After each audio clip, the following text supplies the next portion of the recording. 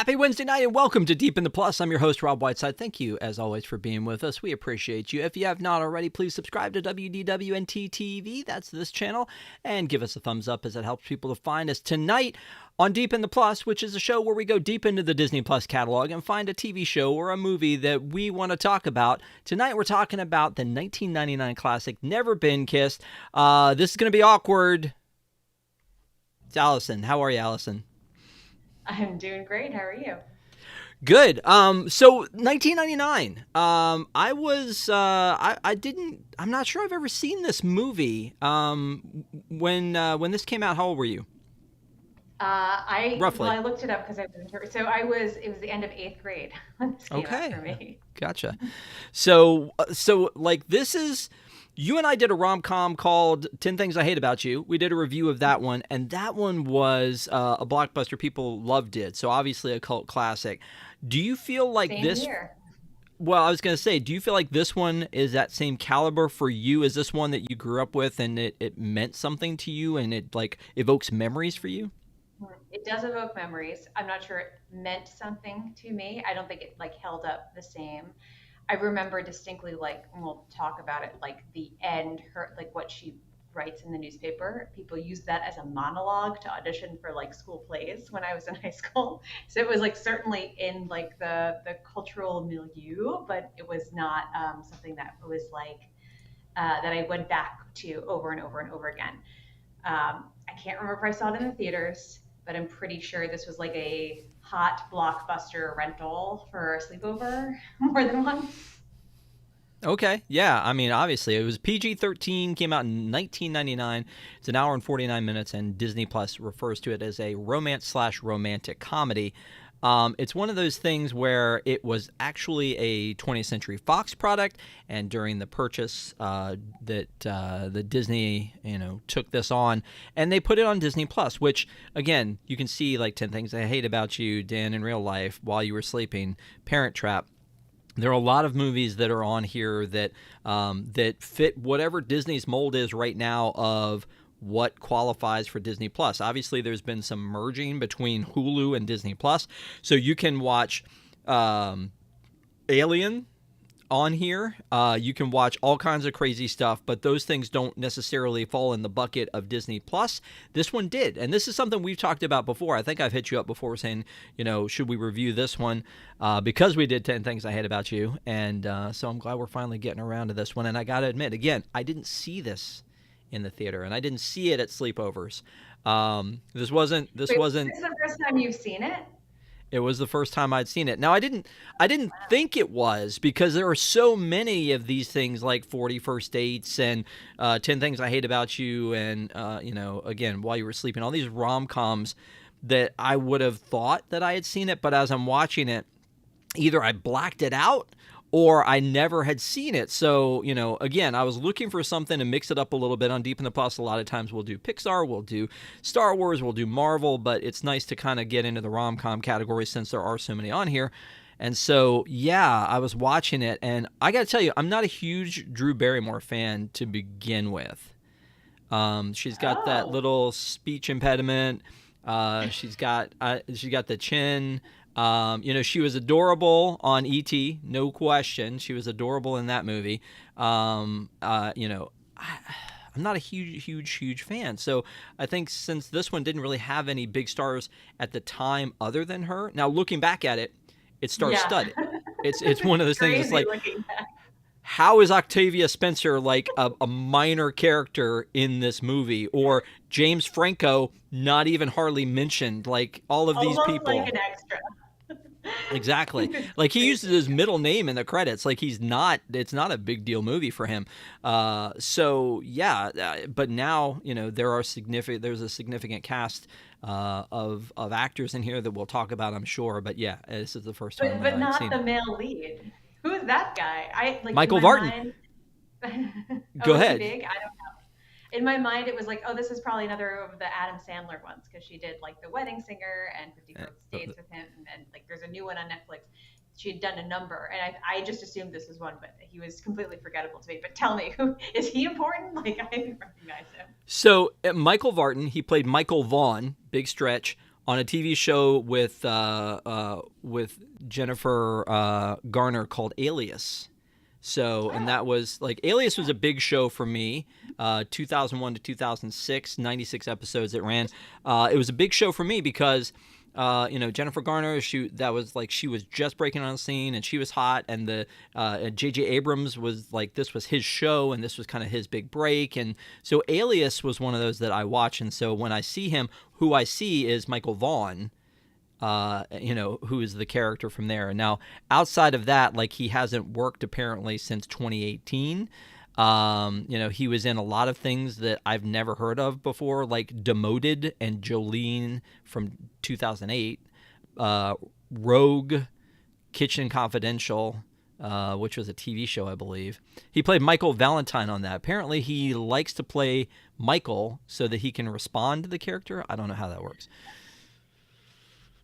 So yeah, that's what I know about Michael Vartan, and that's kind of my only kind of run-in with him is in that.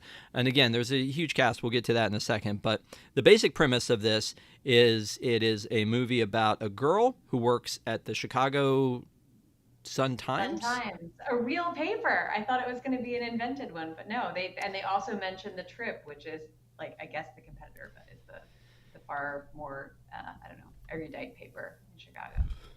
Yeah, so she works for the Chicago Sun-Times, and she is a copy editor, but she wants to be a reporter, and so she keeps hounding her boss, and she finally gets a gig John C. because Reilly. right, and so she finally gets tapped by the big boss, played by Gary Marshall, to be the to go undercover in high school. And this was an idea that the big boss had, and he's like, I've picked you, but if anything happens, so they lay out the stakes, if anything happens, you and your boss, John C. Reilly, are gone. We're firing you and Gus. You're gone. So Drew Barrymore's character Josie, she goes on to like go back and go to school as a high school student, which is okay. I guess so. It's almost like a 21 Jump Street situation, but with somebody writing a story instead of a police situation. But it reminds me of that Steve Buscemi meme where he rolls in and he's like, "Hey, fellow high school students," because she definitely looks older than the rest of them. I feel like, don't you think? Or like, is she fooling anybody here? She's only 23, so there are most 23-year-olds I think could probably still pass for 18, and certainly they had, especially in this era, like the entire cast of every show on the WB was like played by like 30-year-olds playing 15-year-olds. Like that was just like the way things were. But there's something about Drew Barrymore that's like a really hard 23, and even I think they didn't even think that was believable because they made her character 25, even though the actress was 23. It doesn't make that much sense, but yeah, she does not look like a high school student, even when they make her under a little bit after her first day outfit, which is horrifying. Yeah. So she goes back to school, and then through, I guess, some flashbacks, we're seeing that she had a pretty rough time the first time through with high school. So she's got some baggage. She's seeing this as an opportunity to become a reporter, but at the same time, this is hard for her because she wasn't cool the first time around, and now she's trying to be cool the second time around, and it's just not working. I feel like that she's got a lot of unlikability, Josie does, because when we first meet her, she's like the hard-nosed copy editor who, like, people are like, oh, well, what about, this word? And she turns around, nope, that's not it. And so nobody seems to respect her. Of course, not her assistant here doesn't respect her. And so she's already... At what journal, at what daily gets an assistant. Yeah.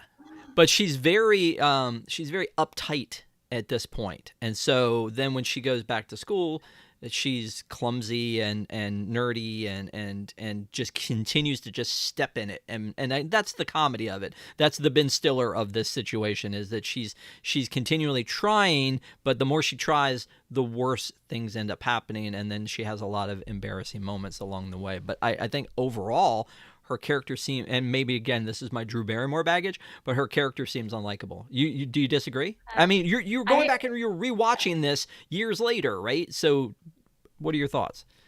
I understand that perspective, and I don't entirely disagree, but I don't see her as unlikable. I see her as very vulnerable and like she's a know-it-all, but she's not like mean about it. It's more like this she has this intellectual curiosity and she just expects that other people would be also interested in like facts and grammar and whatever at a moment's notice.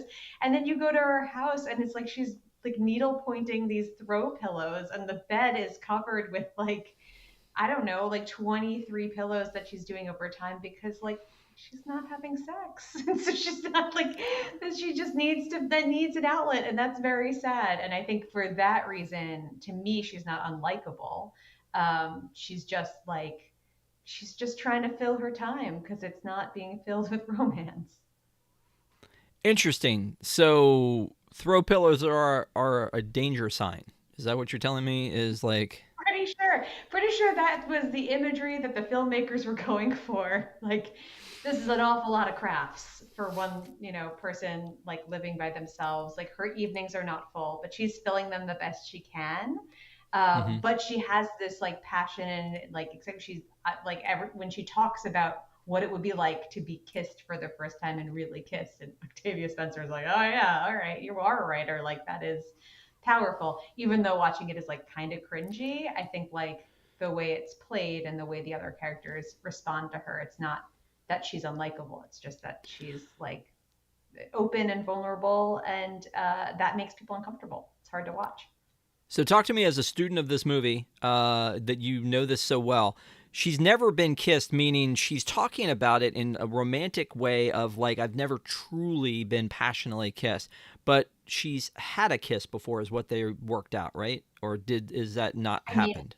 she said that. I don't sure it's That's accurate. confusing. It's confusing. Yeah, it's not. Okay. Yeah, it kind of reminds me that we another movie we did Princess Diaries, and in that Anne Hathaway talks about like the foot pop, like being Hmm. kissed for the first time and it being so like being so take Swept carried off your away feet, with it that magical that you, yeah, your yeah. foot. Yeah, so it's kind of a similar like oh this is like really sweet and something they've thought about a lot and probably should just like get out there and live and experience it. To me, the antithesis movie of this is the 40-year-old virgin with Steve Carell, because that one it's just about him finding sex somewhere, as opposed to this one is her finding romance somewhere.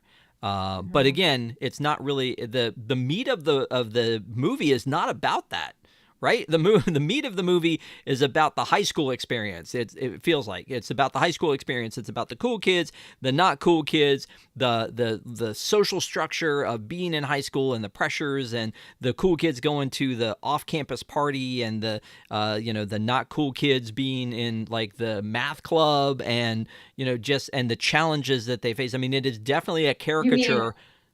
the denominators? Yes, the denominators. Sorry, but this is definitely a caricature of what high school. I think most people think of it as in the '90s, or '80s, '90s, and 2000s. Is the jocks and clueless and mean girls and all those things. It feels like they're all kind of like it's a caricature of what that should be or what that is. And so I feel like the meat of it is basically about the high school experience. It's about her flashing back to how bad hers was. It's about her, being in it and seeing what her, what the geeky girl that has befriended her, what her situation is, and again, kind of traversing it, and then it ends in that big speech. So the never been kissed part almost gets tagged on to the end of it. It feels like, even though that's the title of this, I don't feel like that's the journey that we're going on. Does that sound about accurate? Yeah, it's certainly not our aim going back to high school. That would be creepy. And they have enough creepy moments throughout Yes. this. Yes, there is a lot of creepy. We're definitely going to talk about the creepy. There's a lot of creepy.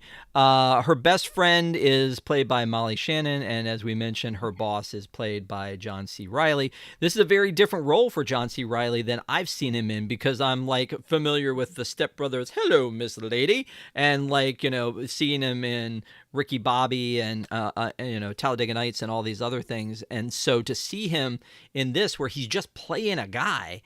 I feel like, okay, he's got chops. Like he can do something other than the goofy guy. But again, this is pre all those Will Ferrell movies. So I feel like maybe, I don't know if he's But still that guy or what. in between that, he did Chicago. He was Amos Hart. Like That's true. that's a movie that was, I don't know if he was nominated for an Oscar, but it hit records with how many nominations that got. So he certainly has like crazy talent and range. But this is weird because it feels like almost like an Office Space type officious role, and he walks in. I mean, I took notes as I was watching this, and like it's just like Melanie Shannon, John C. Reilly, Octavia Spencer, David Arquette, James Franco! Exclamation point! All like it's just crazy because they're all sort of these side characters that would normally be played by people you don't recognize, and they're all played by people right before they hit like the peak of their Yeah. careers. At the time, that was they were the people that you wouldn't normally recognize, and so as a matter of fact, as I see people like Jessica Alba, I'm like, Yeah, what? yeah, yeah. What, like how small a role she had in this, being again one of the mean girls, and just so underplayed her character, Just and like yet Mandy Moore in Princess Diaries, where you're like, oh my yeah, gosh, like this is like a but major star playing the right. mean girl. Yes, you would have to pay this staff a lot more money today, this cast, than you would have back in the day. So, yeah, and Octavia Spencer, again, seeing her in like such a supporting role. She's a co-worker that is listening to Josie tell her story about how she wants to be Mhm. kissed. So, And they responding with sassy lines. It's like, oh, give her something better. I do love the Gary Marshall role in this, where he's kind of playing like the owner of the newspaper here, and he comes in and he gives these big speeches about like how things should be run, and it's a very different role for him because while it is a little bit comedic, he's not being funny. He's just firing people left and right. So he's a little bit. It's a little bit of a darker role than I'm used to seeing him play, Yeah, which I a think is little cool. villainous. Yeah. Yeah. And then, of course, Molly Shannon is playing like the office flirt, I'm going to go ahead and say. Blanche Yeah. Devereaux, like kind of this character. Yeah. Yeah. Yeah. So I really Anita, enjoyed her. yeah, Anita is her character's name. But again, so he gives her the assignment. She goes and she talks to her brother Rob, who is played by David Arquette, which again, he was probably one of the bigger stars in this thing when it happened. And so David Arquette is, he's kind of stuck in a dead end job, and he's her brother, and she's got this real job and he's got this silly job. And then he's like a little jealous because she's explaining what she's going to be doing going back to high school, and he was like, man, I really missed my opportunity in high school. This is when the movie starts to like feel predictable to me, because I'm like, in this role, in this scene, I'm like, well, he's probably going to go back to high school. And then when he's there and he's like showing all the other baseball players what to do, I'm like, he's going to end up being a coach, isn't he? Like, because it was almost in your face where he's like, yeah, you got to hold it more like this. It's baseball. And the guy's like, yeah, thanks, man. You really helped me out there. It's like, okay, they're trying to tell us he has found his calling and that he doesn't need to be drafted, which is what he wants to be. He wants to be brought up into the baseball system, and he's hoping to go back to school with her and get seen and all of the opportunities he missed when he was in high school. So I feel like at least his journey felt very predictable. Yeah, and maybe I missed it, but did they even tie that up at the end? Like, what he ends up doing? Okay, They I did. missed it. They did. It's totally my fault. But yeah, it is predictable that he's going to go back and like save her. And it's like Yeah. surprising that they're not going in together. I think that was the thing that I didn't expect, that she was going to fall on her face so hard for the first like couple of weeks before she's like, "Oh, I need professional help." And she only goes and gets help from her brother when she's in trouble with her boss. Like, you can't just hang out with the denominators. You need to be where the story is. And it's very funny to me that the Trib would be doing a story about like the off-campus like drinking party and beating the Chicago Sun-Times to it, and that's like the pressure. But whatever, that's the conceit of the But movie. what's interesting about this is how much rope the newspaper gives her on this, and that's something that I actually thought about at one point, because eventually she screws up so much that they put like a camera on her so that they can follow her around and coach her, because they have no confidence that she's going to pull a story out. But they didn't really give her a story. They just said, we're going to put you in undercover. We're going to send you back to high school.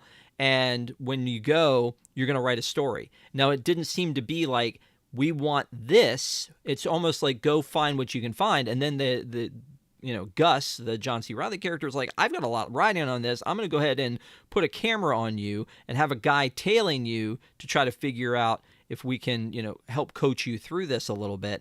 But again, there was one point where the entire office is watching like it's a soap opera, and I'm thinking, don't you guys want to get a story out of this? Like, what is, like, no one is suggesting a story. And then they kind of cut to her in like a store going, what if it's like these girls wear their dresses and then they keep the tags on and they bring them back? And he's like, no, that's not good enough. I was like, okay, thank you. We're at least acknowledging that you have been given an assignment and you're not really doing anything other than going to school all day.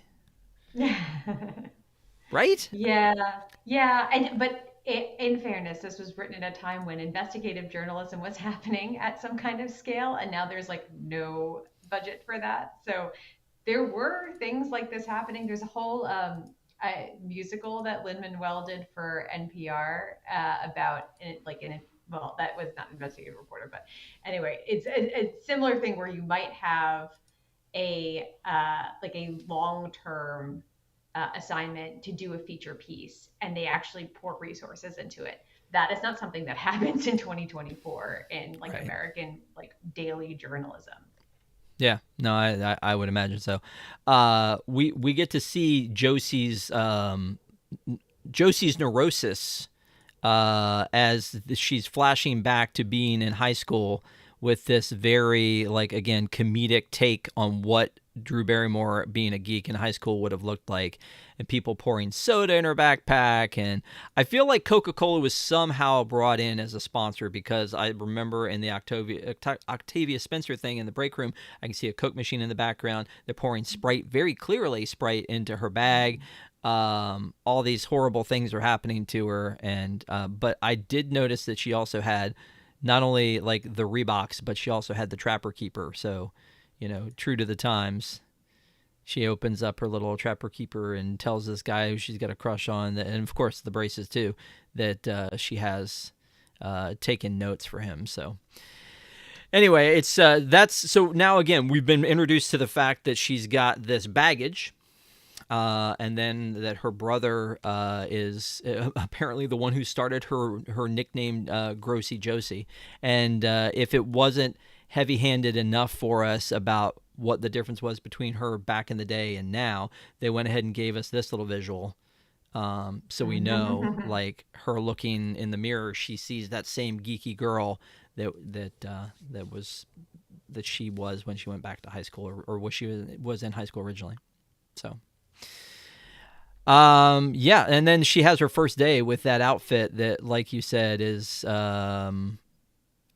tragic. She switches cars with her brother because she feels like her car looks too, like, everybody drives their parents' car in high school, right? Or some people do. So, like, I feel like that wouldn't have looked out of place, but she gets her brother's car instead, which I think looks more out of place because of how old it is. Uh-huh. And then, yeah, Yeah, she's but got the that. purse sort of matches it. So, She's got that kicking outfit going on. oh, it's And then horrible. That was a they were the fur though was like a thing at that time. Like I have no explanation for why it's entirely white, as is like all of her makeup, but like that, like the fur trim on her shirt, that was like there were a lot of things sold at that time with that look. And then there's an acknowledgement of the passage of time between the last time she was in high school and this time by the fact that there's now Mm. security metal detectors to get into the school, which apparently wasn't a thing back when she was originally going to school. No, because Columbine was a year before this Oh, okay. this this show, which of course they're not going to say because it's not funny. But Columbine was 98 and this was 99, so that's a big difference from when she went to high school. And she's only supposed to be 25, so they act like she hasn't been in high school for like it was so many years ago. It was like not that many years ago. Because 7 years is like not, especially when you spend 4 years in college, which is basically high school, Right. but with dorms. So it was just like weird how she like, and the flashbacks too make it look like it's like the early to mid 80s, the clothes that she's wearing, and that just doesn't track with like 99. Like, I don't know, I was pretty young in like 92 when she would have been a senior, but I feel like her prom dress was not a 1992 prom dress. I know it was not something a lot of people would be wearing, but it was very, very like early 80s. Like, it just doesn't track. And the side ponytails and stuff like that, that all is like Punky Brewster, like 80s to me. I did find this interesting. This girl in this the kind of this Asian outfit in the beginning Oh, in the that was front also with a the thing. flower, and then the girl who's actually getting checked out. She looks like she's probably in college by this point. None of them look like they're in high school, and then of course the guy wearing the the button down and the tie. I don't know. It was the extras. It was interesting what they chose to do with the extras, but. Um, and then then the security guard goes through all her stuff, which I think would out her as a reporter at this point. But okay, but he goes through and finds out like she's got this nail file, and they make a big deal of showing this looks like a weapon, and then he throws it in with like 900 others in a bucket. So, Yeah. did you have problems sneaking nail files into school when you were in school? No, they did not have that. But I do remember like they didn't like you to wear bandanas because they thought it was like a gang symbol. That was a thing. So let's talk about where this gets creepy. The fact that Which she part? I said where it starts. Where it starts to Yeah, get okay. creepy. I think the place where it starts to get creepy is when she kind of like has goo goo eyes for Guy, who is one of the Yes. students in Oh, here, who is supposed to be 16, 17 years old. And so, I mean, that's not it's not a huge age difference, but I think when it's 25 and 17, it's a word no. it's a little bit more. I mean, he's In most underage. states, that's illegal. Most states, that's illegal. It's below the age of Right. consent in most states. Not all states, Yeah. but it's creepy in all states. Like, that's really weird. And I think they try to make this like less creepy by superimposing the face of like the heartthrob from her high school experience, where she's just like kind of reminiscing, and it's like, oh no, no, she doesn't really want this guy, but he's just reminding her of this Yeah. other guy. And I think you can't fix it. It's just like the conceit of this movie has an inherent creepiness in it, and that's there's no getting away from it. Don't try to lighten it. Just like they Lean should into stop it. magnifying it. They should stop magnifying it. There are too many creepy things about this because there's too many creepy scenarios. If it was just this guy and his name is Guy and she, kind of had a crush on him, which she doesn't necessarily have a crush on him. Like you said, it was they're trying to say this is she had a crush on whoever his equivalent was back when she was in school, but she ends up going to the prom with him. So then therefore Mhm. that's creepy. And then you've got her Yeah, brother who goes out with a 15-year-old and or like she just 16. turned Don't 16. She just turned worry. 16, but But she's a but gymnast. she's a gymnast. Of course. That makes it okay, I guess. And then the relationship with her teacher that we're going to talk about in a second and her if she is actually of high school age and how quickly and out of context he falls in love with her is I just it doesn't seem like it's enough to throw him into such an illegal, uncomfortable situation, but he does that. And again, I get that it's a 90s, late 90s, but 90s rom-com comedy. But at the same time, there's so much of it that I'm like, this feels creepy. So there was that, and then, yeah, I mean that three's enough, right? Three problems is enough. Not to mention when we'll talk about it in a second when Molly Shannon comes in to teach sex ed. There's just another level to it. But anyway, Yeah. But I think what they should have done with this heartthrob and is been like, let's show I forgot the actress's name that was on the denominators. She's in a bunch of stuff around the same time, like Glass House and stuff like that. Laylee Sobieski.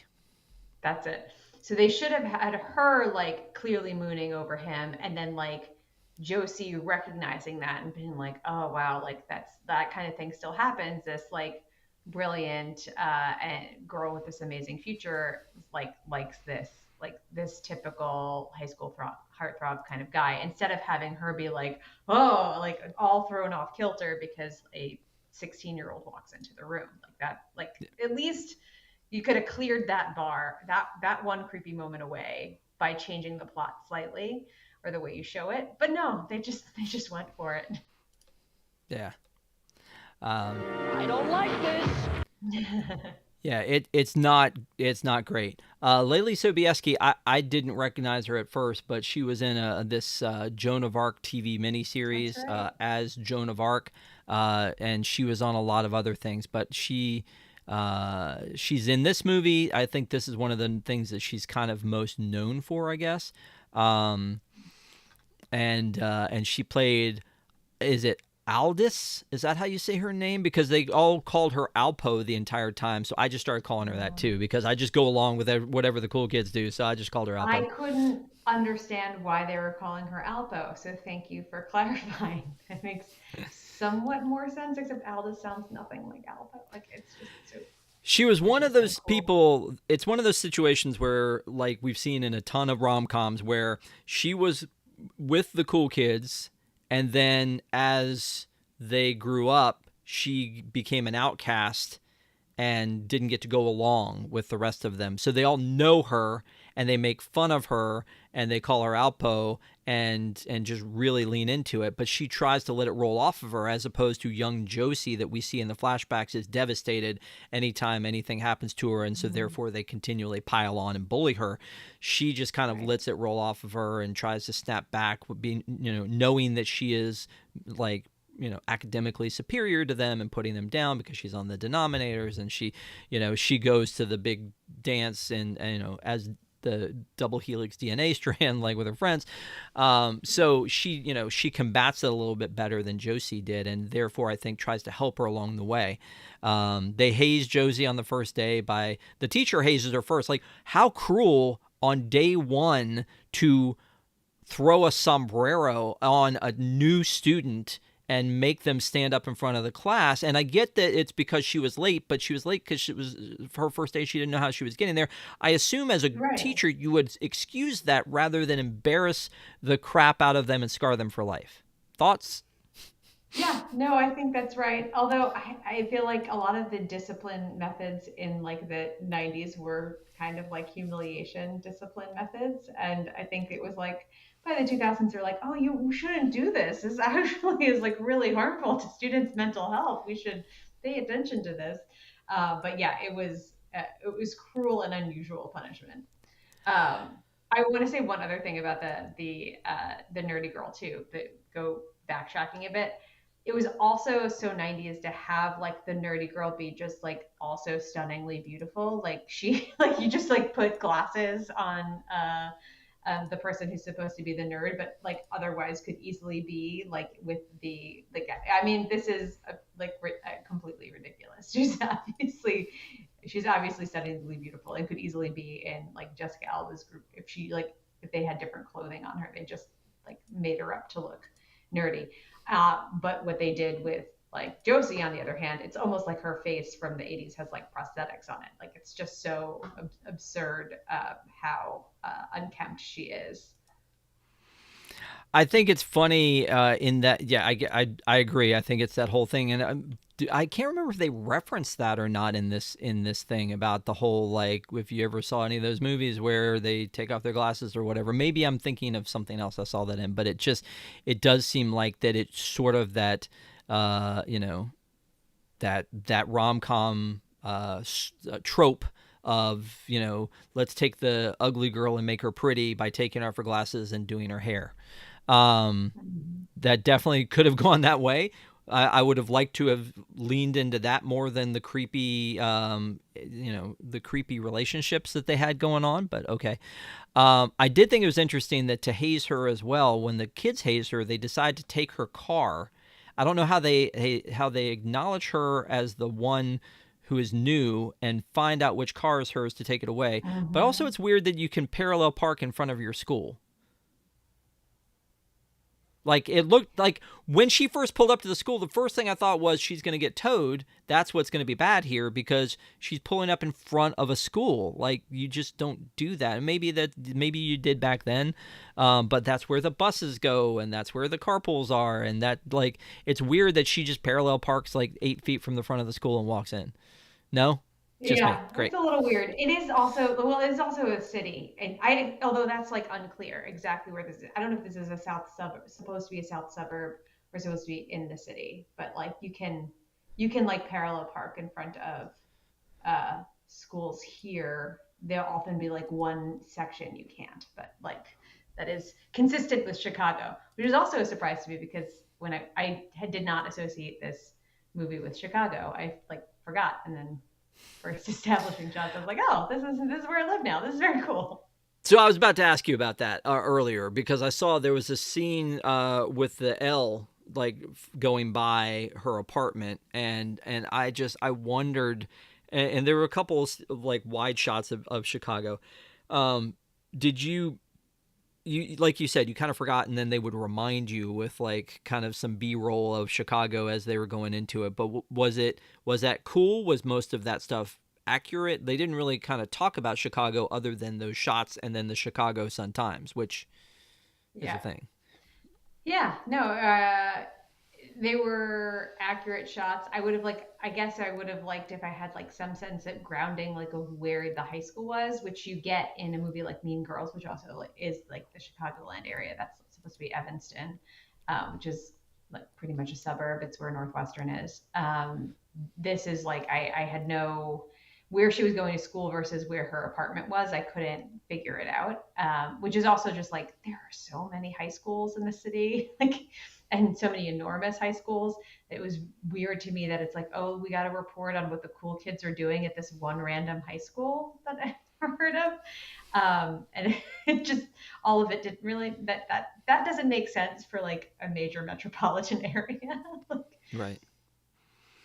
All right. So something that occurred to me about this movie, and rather than save it for the wrap up, I want to throw it at you right now. Is that basically, like I said, the never been kissed part seems to bookend this.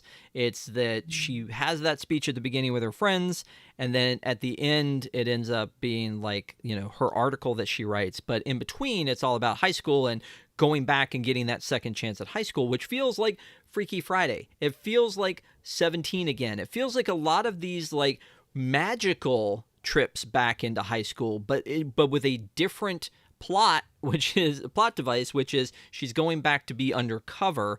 But it feels like the same thing because you're going back and you're trying to do it again, thinking you know more than you did before, but realizing you're still out of your depth. Thoughts?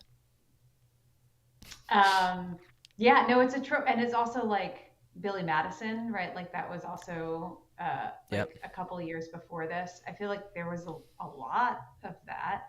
Um, I guess in America, high school is like this universal experience, and it's a thing. And a lot of people think like, oh, if I couldn't do it all over, I would do it differently. And having a movie where the concept is you get that chance, they will tie themselves in knots to try to figure it out. Um, yeah, and that's the baseline of this, and they make it as painful as it could possibly be, basically. Yeah. No, agree.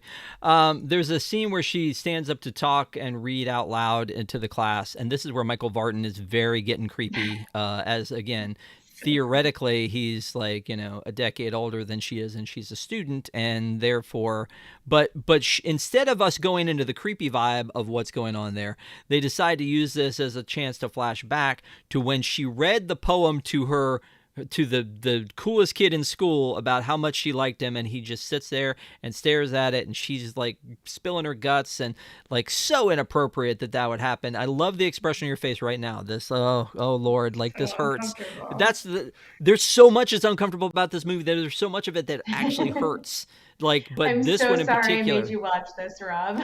No. I mean, again, I'm not going to give you full credit for the or blame for this one, but then her best friend runs in and is like, he's going to ask you out to the prom. Oh my gosh, he's going to ask you, and she's like immediately like, what? It's happening? He's going to ask me to the prom, and then of course something horrific happens, and then later, of course, she has PTSD about that, and yeah, it's definitely like no, there's no world where that would have been a thing that happened.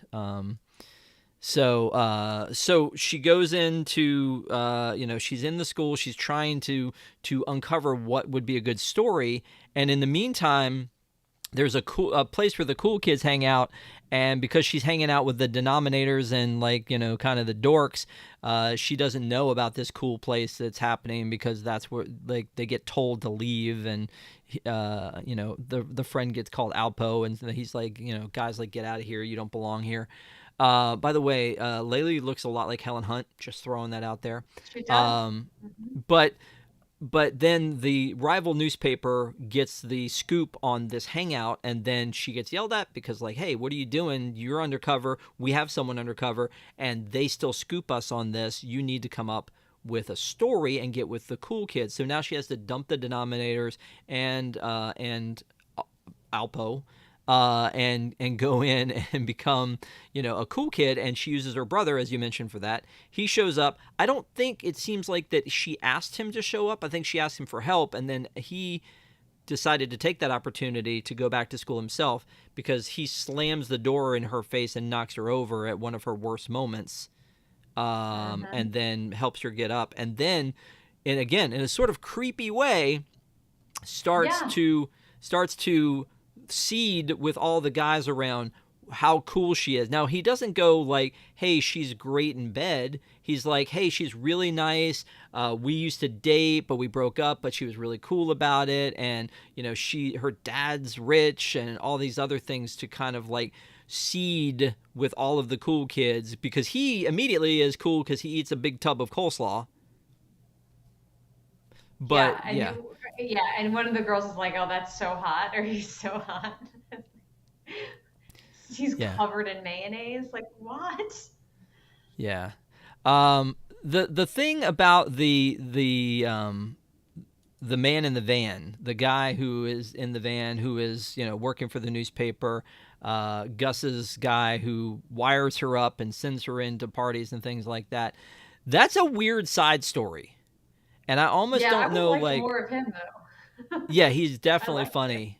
Yeah, he's definitely funny. But he's the one that's like starting to like where they're making this whole thing almost like it's a show. I do again.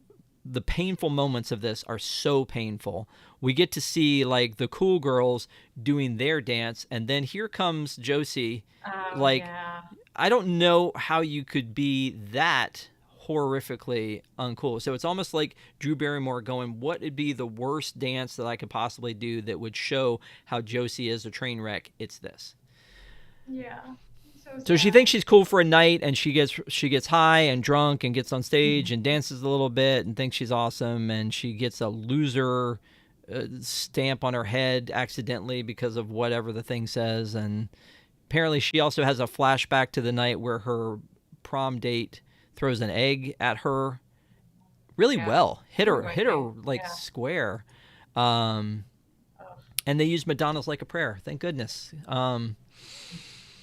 But yeah, it's but Which is she's again an not. 80s song, right? That's not a 92 song, I think. Yeah, well, maybe I don't know. again that's You know probably better. You know flashback more. to, yeah. here he is, becoming the coolest kid in school by eating all of the nasty coleslaw. So So, disgusting.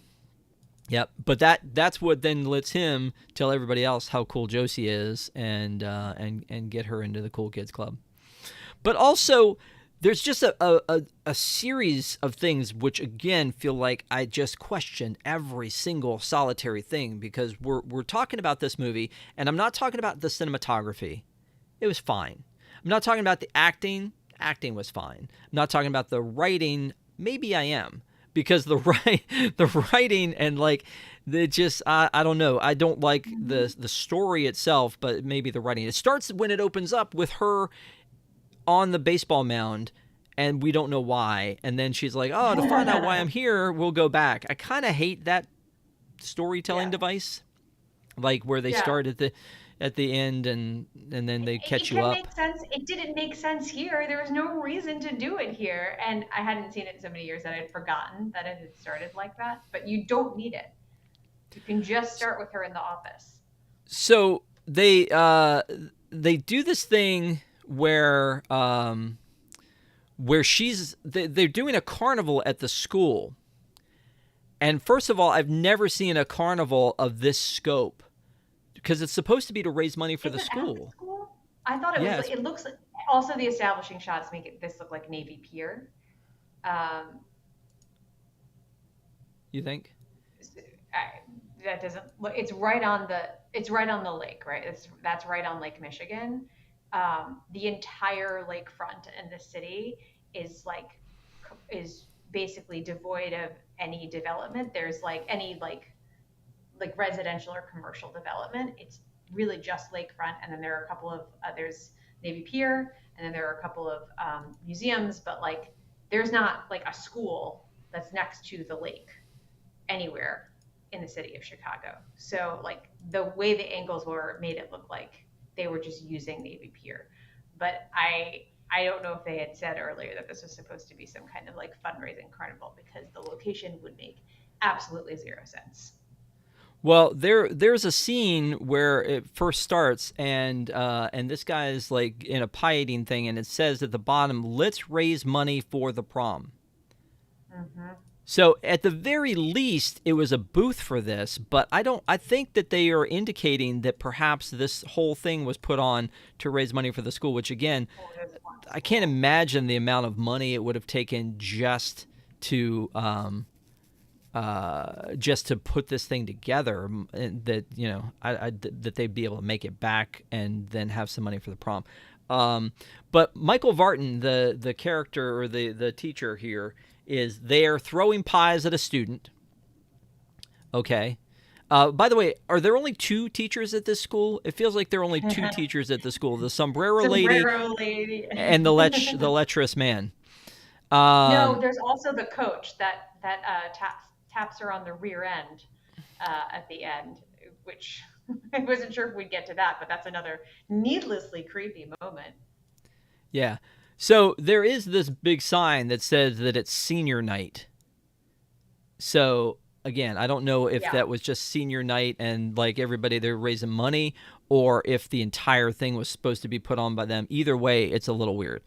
But then they get on the Ferris wheel, or she gets on the Ferris wheel, and she's the only one, so there's not two people in it.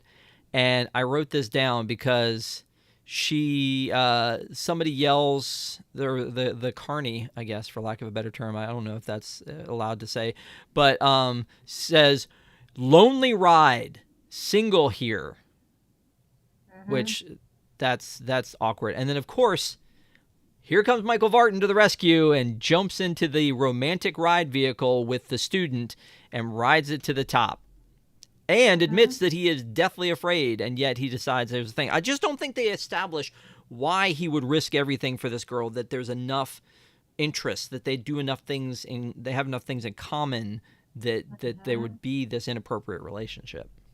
And she answers his questions pretty well in class, is basically what's been established. And then he's like, "Oh wow, that's a very mature answer for a high schooler." That's it, and he's like starstruck because of that. And the whole conversation between the two of them is like so wildly inappropriate, and it says something like, when you're like my age, like guys will be lined up like around the corner. She's like, you have to say that because you're my teacher. And he says, actually, I shouldn't say that because I'm your teacher. And like that is the first like logical thing someone has said in this entire conversation, and this is super gross. So I'm going to say two different things that in this moment, I feel like she should have come clean with him and said, look, I'm undercover. I'm actually your age. This is totally appropriate, and I super like you. But that's not going to happen. That's not going to happen because that takes away the story and the big reveal at the end. The other thing on the other side is, why does her friend come to the school to have lunch with her when she's supposed to be undercover? Like, she comes to the school specifically to have lunch with her and then has to cover as the sex expert, which then she goes and she starts teaching the kids all of this inappropriate sex stuff, which, I guess this is like about, safety and, Wait, safe what sex was and things like that. inappropriate? Well, I don't remember. There was something that was said, but then, yeah, I don't remember ever seeing this happen in school where they have specific stands for bananas and everybody gets one and all that kind of stuff. I don't know. There's just lot's The happening banana here. thing is classic. That is Yeah, classic high school sex ed. but then the actual like lady who's supposed to be teaching it shows up after 30 minutes. Yeah. And okay, all right, well, that's weird. Yeah. Um, Are these high school students in the same classroom all day? I guess because there's only two teachers in the school. Maybe they it's almost like elementary school where they're just like in this one class the whole day, and yeah. this sex ed teacher is going to show up at some point, and the teacher excuses himself. I did think this was interesting. This crochet top this girl's wearing back here. Is that something that was big in the Oh 90s? yeah, that was totally a thing. Yeah. Yeah. So there's this big announcement that the prom theme's been thrown off, and he's like, all right, wait a minute. It's okay. We can still beat it. Let's come up with a prom theme. They all throw out bad ones. And Guy goes, wait, I got it. Josie's going to have the answer because now he's been brainwashed by her brother that she's the coolest kid in school. She's going to have the answer. And so she comes up with this famous couples through history theme. I feel like, I don't know how you decorate for that. I feel like that's super weak. All right, I mean, all right, all right. But they're and then they're the outfits that they come up with are insane. Also, but the when they previous theme, the theme that was stolen was Millennium. Like what is it? They were so disappointed. Like, oh, this is such a killer theme. I can't believe someone stole it. What is that? I don't know. I don't know. But I also, thought hers was better, objectively. yeah. By the way, so yeah, Guy is the one who says she's going to have the answer. He's in the back of the class, and everybody thinks he's so cool.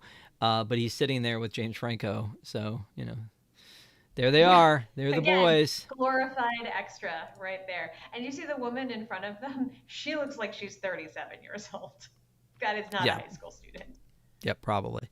The banner scene hurt me too because I was like, this doesn't make any sense. Did you pay attention to this? When they put up the new banner, apparently they put the new one up and then they put it behind the other one. Does you see what I'm saying? Like here, like look at that again. Like the new Yeah, banner, yeah, yeah. the new banner is behind the old banner. I don't like how did that happen? I don't know. It's very, very strange. So I like and I then like that you noticed that. I did not, but you're right. No, it makes sense. well, yeah, and then of course again, not to be outdone, the teacher decides to again be the only teacher available and get in a little painting fight with one of his students here. Yeah, just so much. And then the fact that he was like the only chaperone basically at the prom and was the one who put the crown on her. But while they're doing all this is when the kids back in the home office are like watching all of this happen and treating it like a soap opera. This is where I'm like, there's an assignment going on.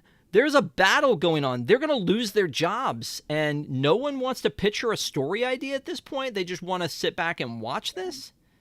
and no one has any other work to do, and like I'm in one of the two major newspapers in a city of 5.5 million people. This Yeah. is it. Yeah, pretty much. And then there's like, you know, there's this whole scene where she goes to Rob's party, and she sits down with Gus back at the newspaper. So apparently she does still work there, and she checks in with him, and he's like, "We got to get a story," and the story is the teacher. What is the story that he? And it's like, when teachers go too Yeah. far, is what he said, and it's like, see, it just feels weird. And then she goes to her childhood Which bedroom with really, with by the with way, Guy. what was the story? It totally was the story that the teacher was inappropriate. But Yeah, don't disagree. But then she's like gonna try to find a better story. The fact that her brother he didn't goes to notice. prom. What? He didn't notice that her name was on the door either. That like the Right. oh, his little sister's a loser. Said Josie right on the door. Yeah. The fact that her brother goes to prom wearing tighty whities with a 16-year-old girl is a little bit of a problem. Also, the fact that, no shade to the Village people, but how is that a Oh, couple's famous couple. I had the famous same couples? comment. Also, I mean, I guess like really great for like the 90s were not in high school, generally not a safe time to be like out and gay. And I kind of appreciated that there are these guys dressed as the Village people. Like that's like, but I couldn't figure out why. Well, Rob and his 15-year-old date or 16-year-old date are dressed as Tom Cruise and the Rebecca De Mornay stripper from Risky Business. Hmm. Okay. Again, famous couples from history, I guess. I don't know. It seems a Hmm. little bit weird. But so, this is where things kind of get ramped up. Alpo comes in with her crew. They're dressed as the DNA, double helix, because again, that's what they worked out here. The cool kids have decided they're going to take Alpo down at this party because she insisted on being able to come to the prom. Which, by the way, where is this prom? It looks like a castle. Um, and so then they go in. I guess it's all the money they made at the carnival. They Guy asks her to dance, even though he's there with Josie, and then they're going to play a prank on her. And at the same time, the teacher goes and dances with Josie at may I have this dance at a school dance? This is the most No. inappropriate he's been the entire time. Yeah, And if you then, had seen yeah, that at any high school dance, like everyone would be like, "Oh my God, how creepy is Mr. So and so like dancing with a teenager?" That would be he'd be fired or taken into the principal's office. Like, what are you doing? yeah.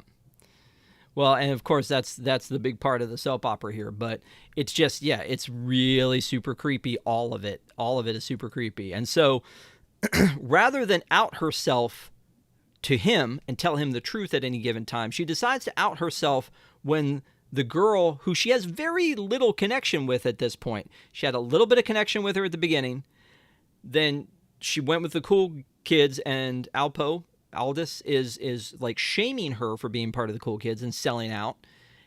She has no reason to use this moment, but she does to spill the beans and say why she's there. She doesn't do it to the teacher first and say, "Look, here's why I'm here." She just tells everybody, "Hey, I'm an undercover, reporter, 25 years old, and you shouldn't be picking on her." Even though, like, again, this bodysuit that she's wearing, I'm not sure that that's a thing she should be wearing at this thing. But to your point too, I mean, she's not like the ugly girl in school or anything. Like, it just seems all awkward, and they're going. She does this to protect her friend, I guess, and then now she's hurt. The teacher who she kind of is in love with, and she's like, "Oh, it's okay now because I'm of age, so now it's okay." Well, you knew it wasn't okay before, and he knew it wasn't okay before. I don't know.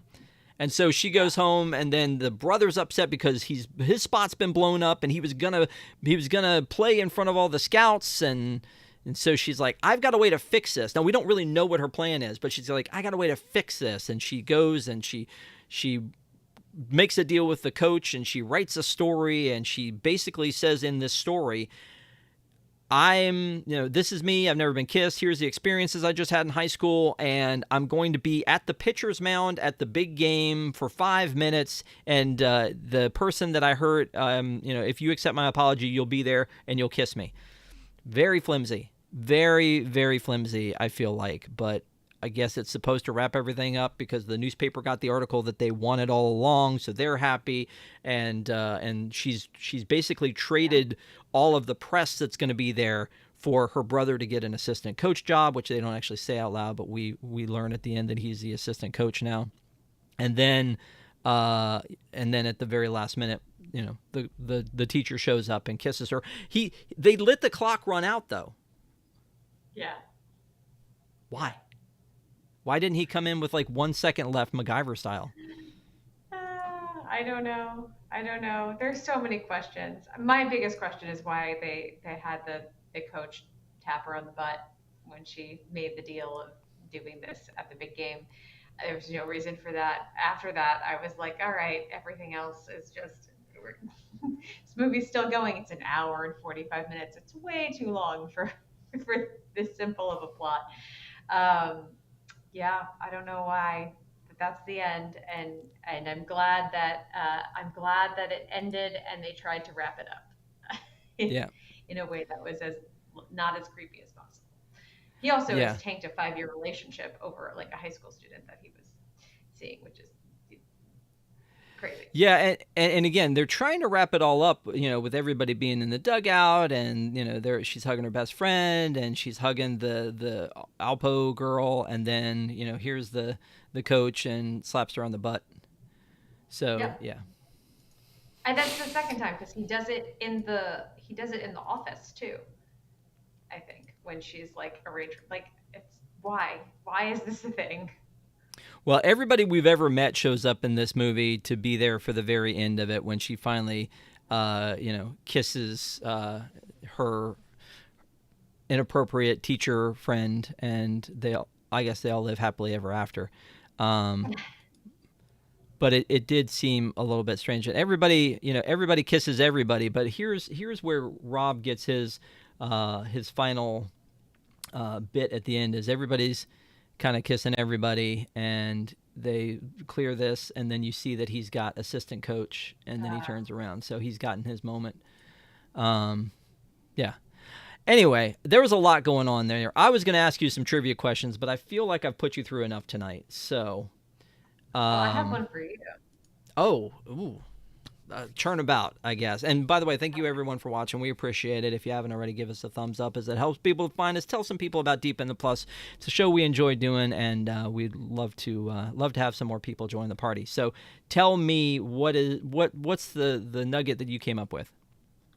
Okay, so when she's out on the football field, I think with Aldous, and there's a marching band there, and they are playing a song. What song are they playing?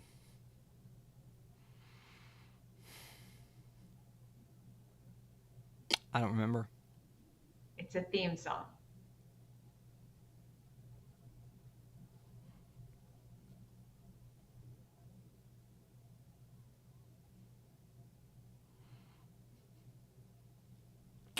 It's not the dun dun dun dun dun dun dun dun dun. No. What is it? The Simpsons theme song. Oh. There you go. That would make sense. I'm just gonna run through mine. Her weird assistant dude holds up a mug in front of her face and taps on it. What's it say? Oh, I don't know. Get a clue. So where does Rob work? What's the name of that store that he works in? Oh, I don't know. Tiki Copies or something. Close. Tiki Post. The three girls, the fancy girls, were dressed up as all of them Barbie, but they were all different Barbies. Which three different Barbies were they? Oh, I don't remember all the different Barbies, but I did think like, oh, that's kind of like, they're 25 years ahead of time. It was Malibu Barbie, Disco Barbie, and Evening Gown Barbie. And what was the name of the school, which you may know because you may have looked it up? It's Lakeshore High School, I think. Oh, the actual school that they're the school in the movie is not that. The school in the movie, the name of it is South Glen High School. Oh, South. Oh, I think Lakeshore is where she went in the 80s slash 92. Oh, gotcha, I think that's gotcha. where, because they said that once and I made a note of it. Okay. Well, that makes sense. Yeah. And Yeah. again, a lot of interesting music because they were flashing back to her past, and but overall, I think the music didn't play as big a part as it could have, as we've seen it play in other movies Sure. like 10 Things. Especially rom-coms. Yeah. Yeah. So that's, I think that's everything. Did I miss anything you wanted to talk about? No, you got it all, Rob. All right, so thank you guys again for watching. We appreciate it. Big shout out to our WIGS. We love our WIGS, the WDWNT Interglobe Society. Thank you guys so much for being part of our family. If you want more information about how to become a WIGS member, you can go to patreon.com/WDWNT. Also, don't forget to join us next Wednesday night. Last week we did Toy Story. This week we're doing Never Been Kissed. Then we've got Return to Oz coming up on September 18th, next Wednesday night. And then Epcot Becoming, we're going to be doing probably a watch along with that one. We're still working on that one. So join us for Deep in the Plus Wednesday nights at 9 p.m. Of course, Park Center Sunday nights at 9 p.m. Love having you on. And Allison, I appreciate you being on, but now you got to answer the question. And of course, the question is, somebody's looking through Disney Plus, they're looking for something to watch, they find this. Would you recommend this movie? This is watchable. This is not a ringing endorsement of this movie, but it is not terrible. It's uncomfortable, but it's star-studded. It's like mildly amusing. You can get like it's something that will that you won't like regret having watched for the evening. I think not like you're going to be like I need that like 2 hours of my life back kind of a movie. Yeah, again, not really high praise, but I would recommend watching it if you haven't seen it. There's enough there that I think it's worth having seen. Okay. I would say I wouldn't recommend it. But again, I'm not the target demo for this movie, nor was I back in 1999. So from a rom-com standpoint, it does play, but it is very uncomfortable, not only because of the age differences and the inappropriateness of the teacher-student relationship, or the girl going back to school and dating teenagers, that kind of stuff made it to the point where I'm like, I'm not sure it even qualifies really well for a rom-com other than the happy ending. And since it was bought by Disney and it's 20th Century Fox, it doesn't have like a history or a legacy with Disney. So yeah, I mean, I wouldn't recommend it. I agree with you though. You wouldn't regret, I don't think, having watched it. But there's so many other better rom-coms out there. I feel like if it counts as a rom-com, which I think it does, 10 Things I Hate About You, which we've reviewed, and I hope you guys will go back and watch that one.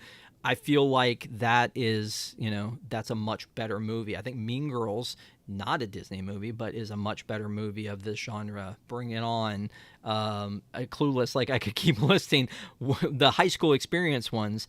And again, it feels like Freaky Friday to me, so go back and watch Freaky Friday over this one. There's a lot of other content to watch. But, let us know in the comments what you think. You may love this, and so I don't want to call anybody's baby ugly here. If this is the thing that you watched at sleepovers and things like that, then definitely, let us know what you think, what you loved about it, and why I'm wrong on it. I would love to hear that. Maybe I just need to give it another shot. But Allison, thank you as always for being on. I appreciate it. Have a great week, everybody, and we'll see you next time.